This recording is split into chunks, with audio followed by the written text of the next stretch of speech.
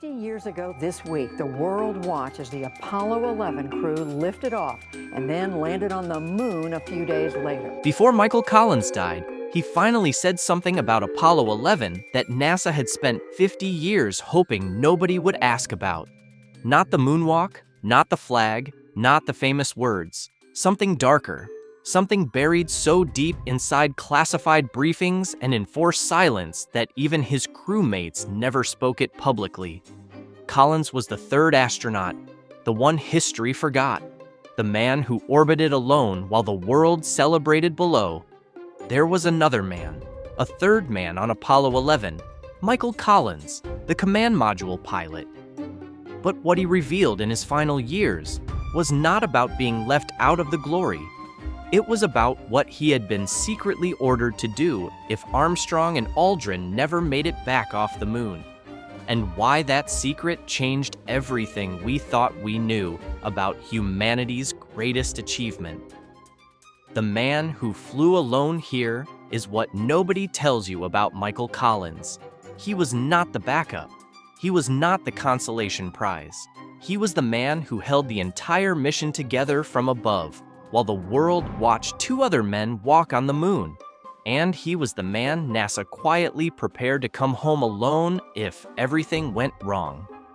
Collins was born in 1930 in Rome, Italy, the son of a United States Army Major General. He grew up inside the military, attended West Point, and became an Air Force fighter pilot, eventually making his way to Edwards Air Force Base, the proving ground where America's best test pilots competed to push experimental aircraft to the edge of what was physically possible. One of the consequences of our being ignorant, I have to say, about spacewalking was... He was good enough to be selected in NASA's third astronaut group in 1963. His first spaceflight was Gemini 10 in July 1966, where he executed a spacewalk to retrieve an experiment from an unmanned Agena target vehicle. He had 2 spacewalks on his to-do list for Gemini 10. Spacewalking was a precision task in 3 dimensions, in a vacuum with no margin for error. He did it cleanly, and then in 1968, his career nearly ended before it reached the moon. Collins developed a cervical disc herniation, a serious spinal injury that required surgery and months of rehabilitation.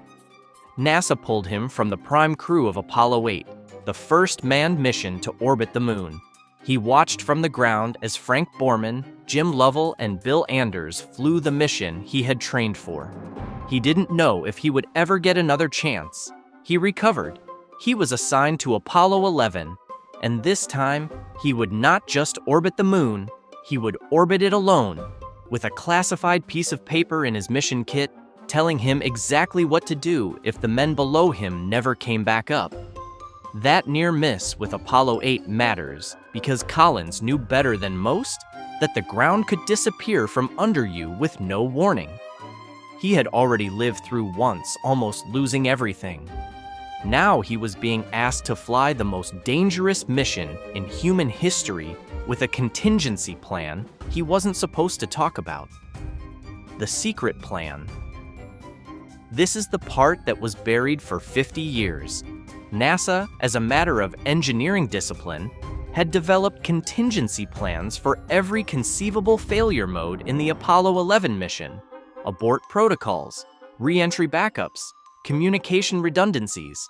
Most of these plans were known, discussed, documented in public records, but one contingency was handled differently. As Neil Armstrong and Buzz Aldrin walked on the surface, Collins circled alone. Routed through classified briefings, kept out of press conferences, never surfaced in the triumphant public narrative that NASA was carefully constructing around the mission.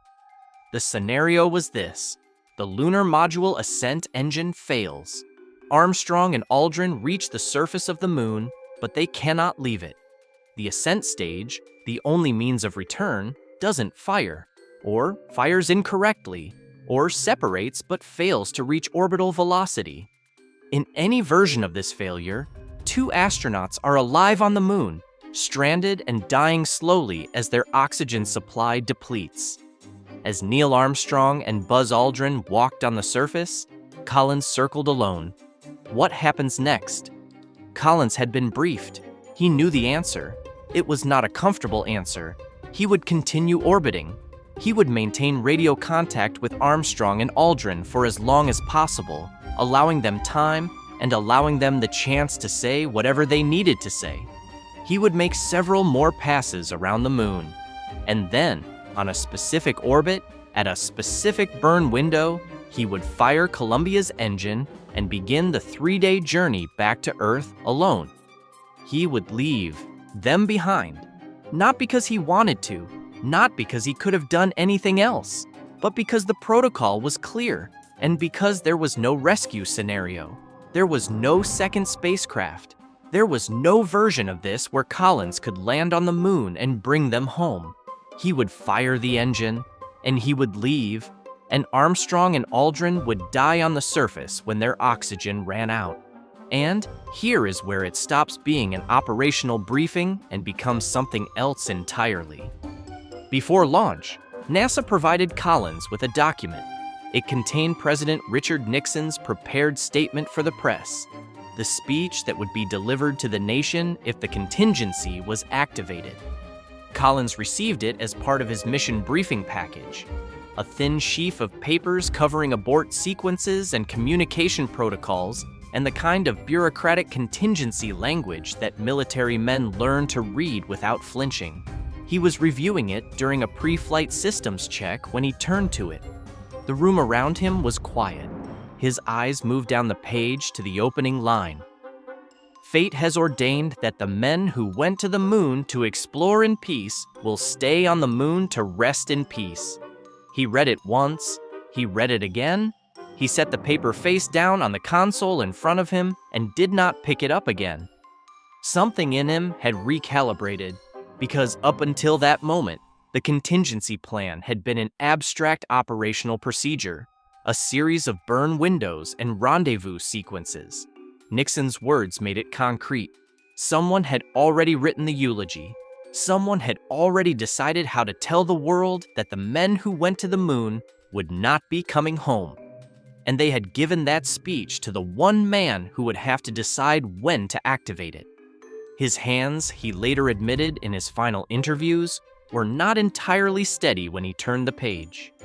Did you guys talk about the possibility that you might be the guy coming home alone? Did that ever come up? It was not something I wanted to discuss with them.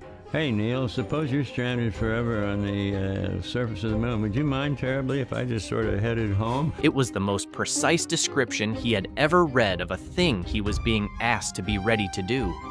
To leave them on the surface of another world, to fire the engine, to be the living proof that it had all failed.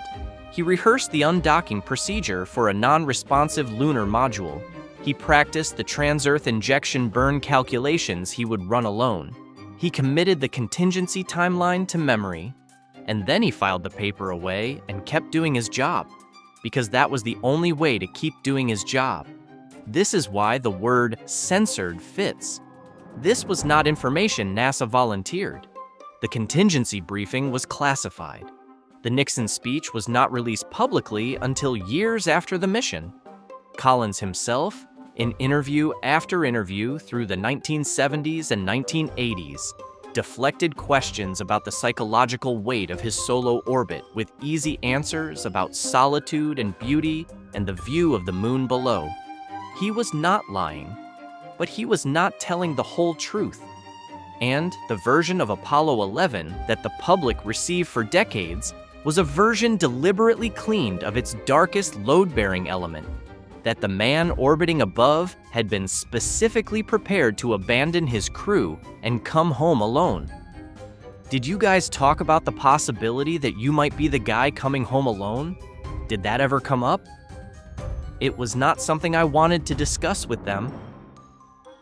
Hey Neil, suppose you're stranded forever on the surface of the moon. Would you mind terribly if I just sort of headed home? He carried that for 50 years. He only started letting it out near the end. If you want to know what happened when the landing finally came, stay with us. And if stories like this one matter to you, hit subscribe right now. The landing that nearly wasn't here is what Collins was hearing while he orbited alone above the Sea of Tranquility. The descent of Eagle toward the lunar surface was not the clean, confident procedure that the post-mission celebration suggested. It was chaotic, alarming, and at multiple points, genuinely close to forcing an abort that would have changed everything. During the final approach, the onboard computer began throwing a 1202 program alarm. Give us a reading on the 1202 program alarm. An error code nobody at Mission Control had ever seen triggered in a real landing environment. Flight controllers scrambled.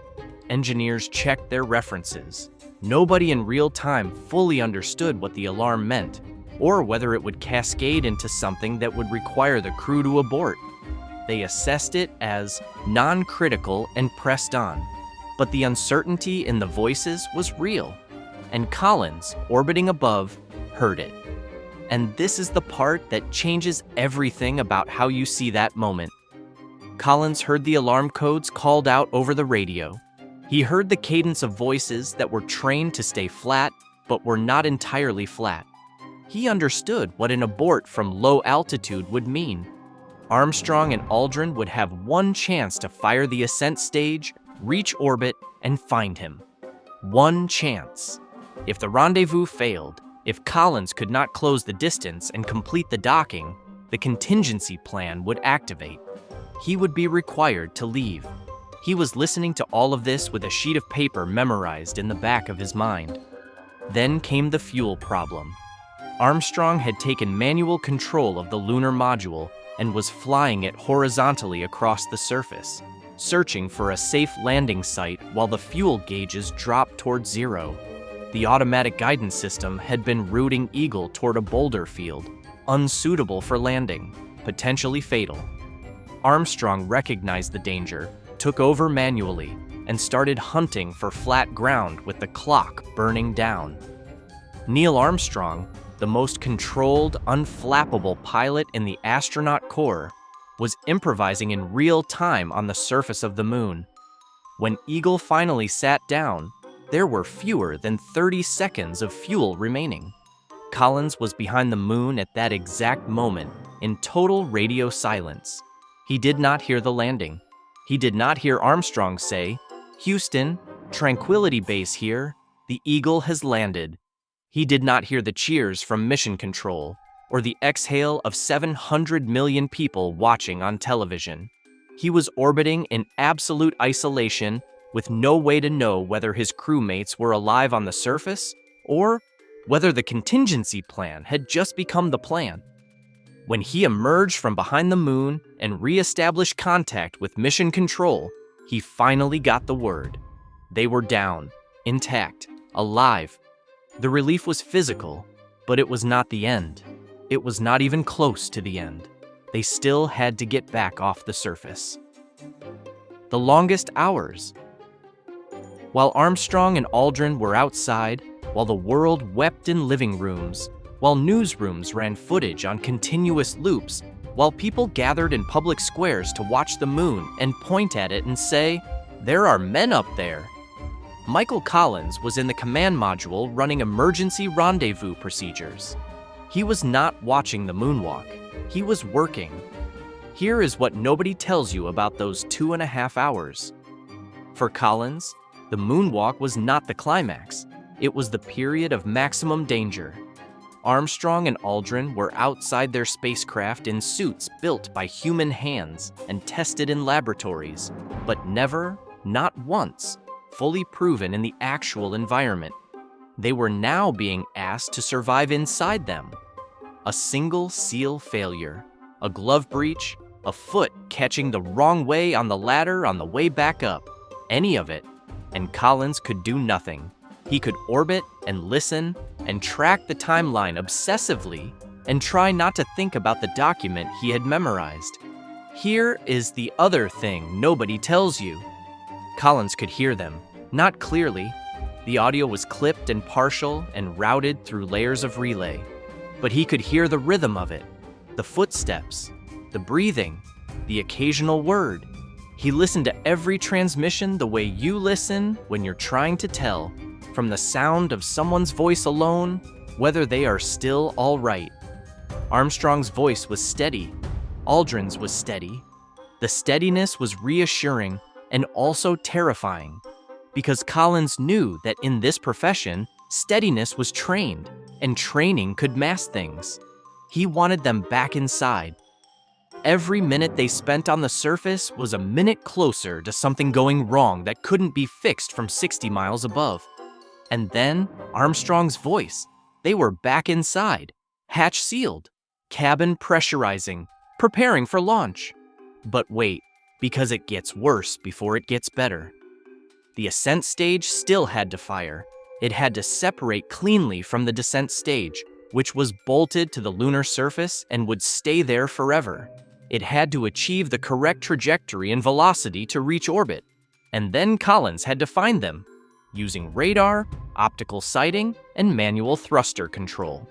He had to close a distance of miles in a vacuum at orbital velocity and execute a docking that had never been attempted after an actual lunar landing. If the ascent engine didn't fire, the contingency plan activated. If the ascent stage reached the wrong trajectory, Collins might not be able to close the distance in time. If the docking failed, they were out of options. The ascent engine fired. Eagle climbed.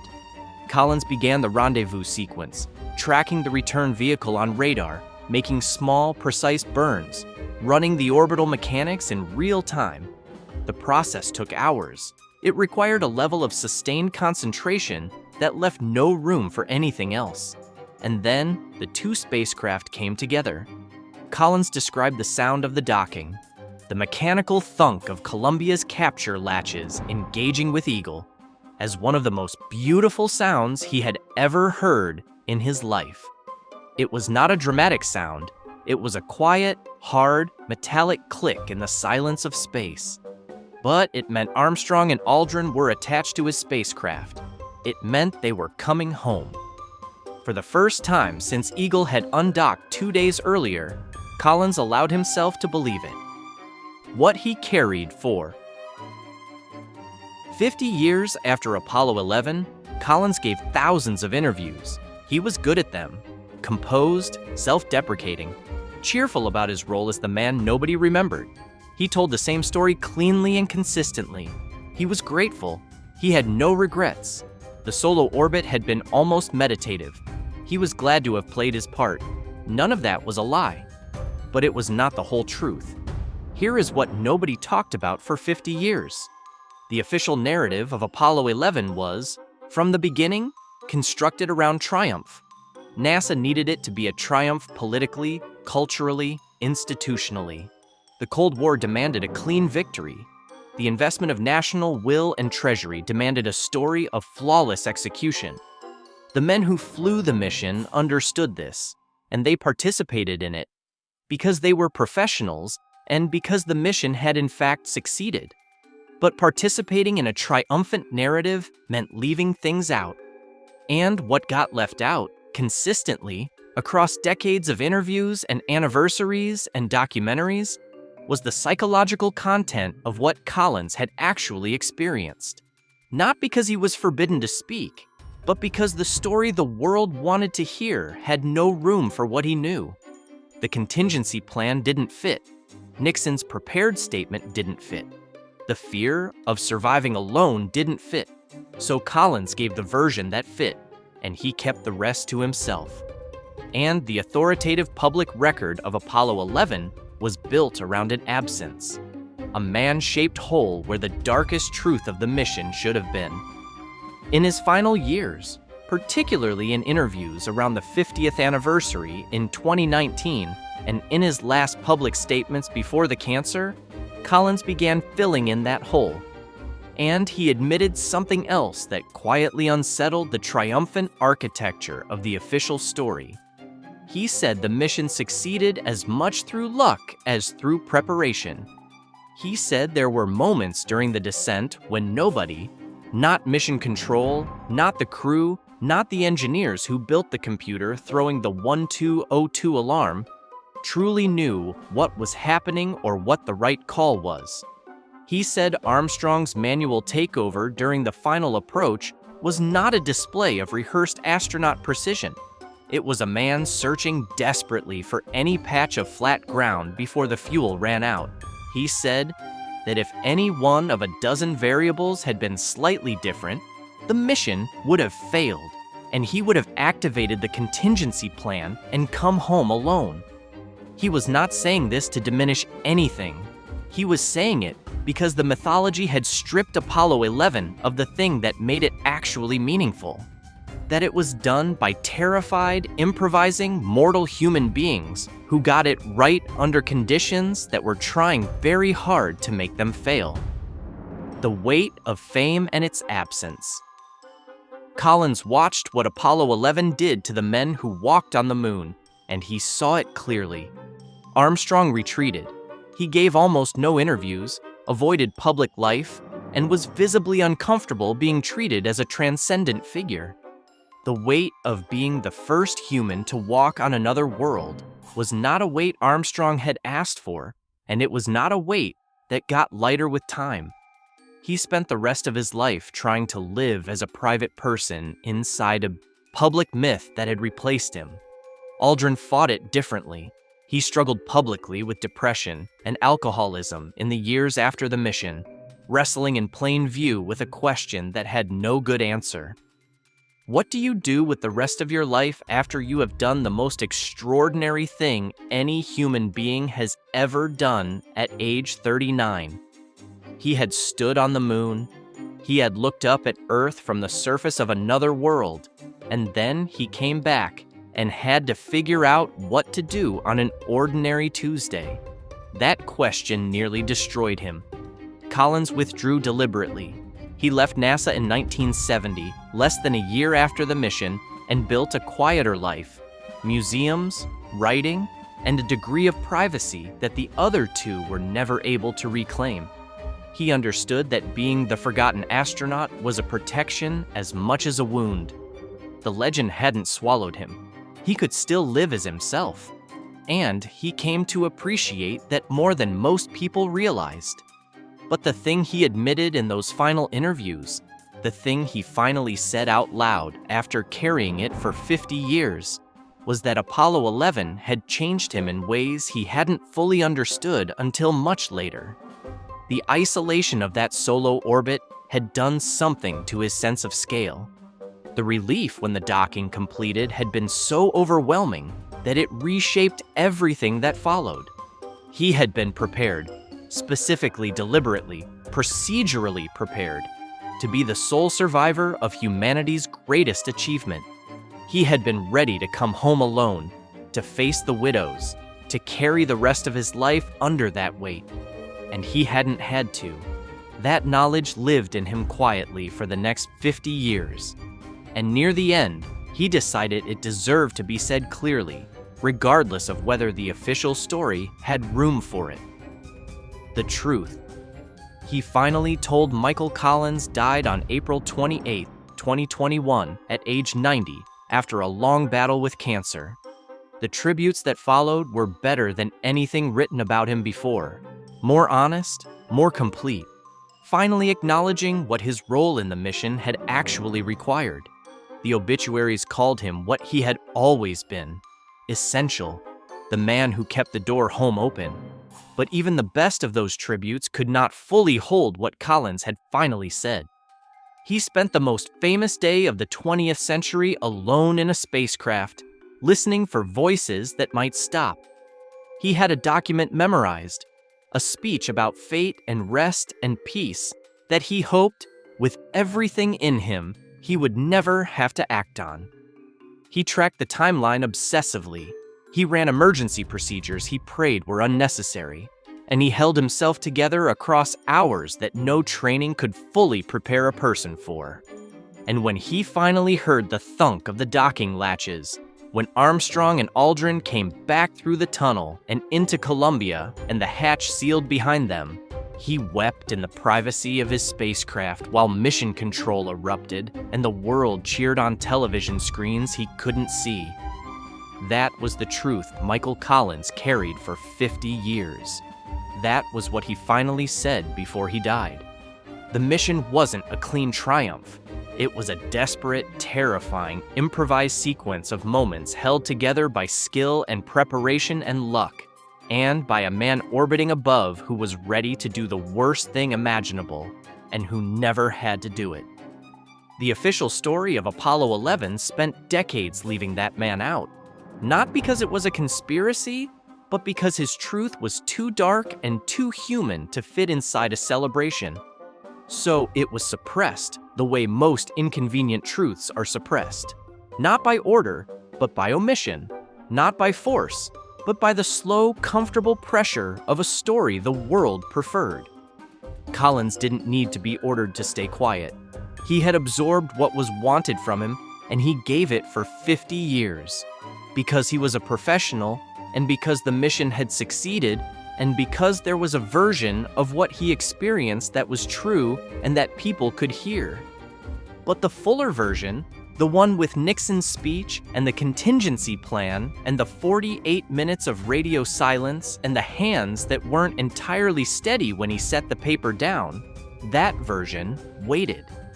It waited through the 1970s press circuit and the 1980s anniversary documentaries and the 1990s memoirs.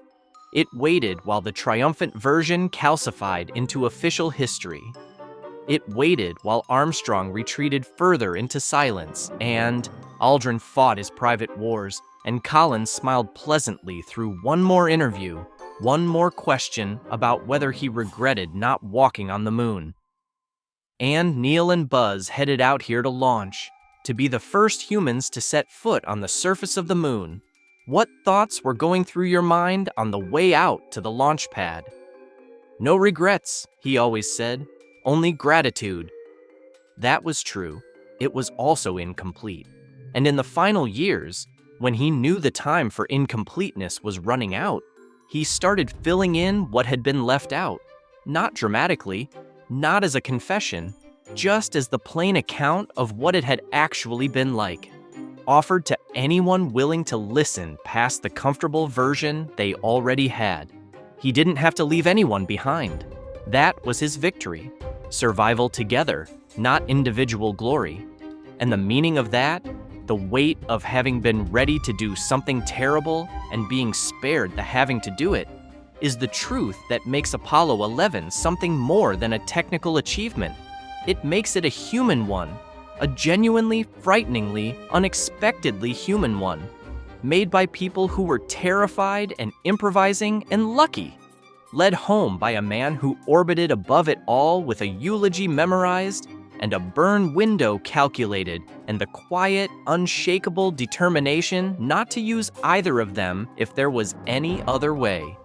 The third astronaut, the forgotten man, finally told us what it really cost to come home, and in doing so, he gave us the one thing the official story never could, not the legend of Apollo 11, the truth of it. Subscribe, because there are more stories like this one that history buried, and we're not done digging.